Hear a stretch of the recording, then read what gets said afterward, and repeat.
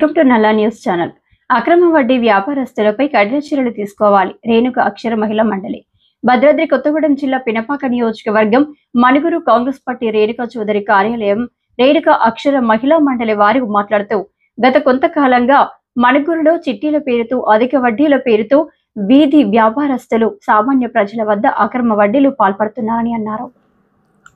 అంతేకాకుండా బాండ్ పేపర్ల మీద దౌర్జన్యంగా సంతకాలు చేయించి మానసిక వేదనకు గురి చేస్తున్నారని, కొంతమంది అక్రమార్కులు గిరిగిరి పేరిట లైసెన్స్ లేకుండా ఆర్థిక అవసరాలను ఆదురుగా చేసుకొని అధిక వడ్డీకి పెద్ద మొత్తంలో డబ్బులు తిప్పుతున్నారు. ఇలాంటి అక్రమ వడ్డీ బకాసురులపై పోలీసు యంత్రాంగం, సంబంధిత అధికారులు కఠిన చర్యలు తీసుకోవాలని రేణుక అక్షర మహిళా మండలి ఘాటుగా హెచ్చరించారు.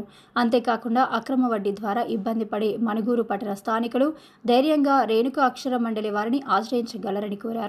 ఈ కార్యక్రమంలో రేణుక అక్షర మండలి అధ్యక్షురాలు పూనం సరోజ, మహిళా సీనియర్ నాయకురాలు ఎండి శోభానా, కోరి శ్యామల, ఉపాధ్యక్షురాలు Soujanya, general secretary Reddiboina Renuka, Nampalli Ramana, social media తదితరులు పాల్గొన్నారు. నియోజకవర్గంలో మణుగూరు మండలంలో 10 రూపాయల చొప్పున వడ్డీలు నడిపే బడాబాబుల్ని కఠినంగా శిక్షించాలి.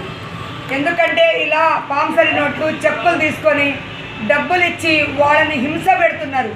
అలాంటి వాటికి మన పోలీస్ శాఖ పూర్తి బాధ్యత వహించి వాళ్ళ మీద కఠినంగా చర్యలు తీసుకోవాలి. లేని ఎడల అక్షర మహిళా మండలికి ఆచరిస్తే మేము పక్కా మీకు అండదండగా మీకు సహకరిస్తామని హెచ్చరిస్తున్నాం.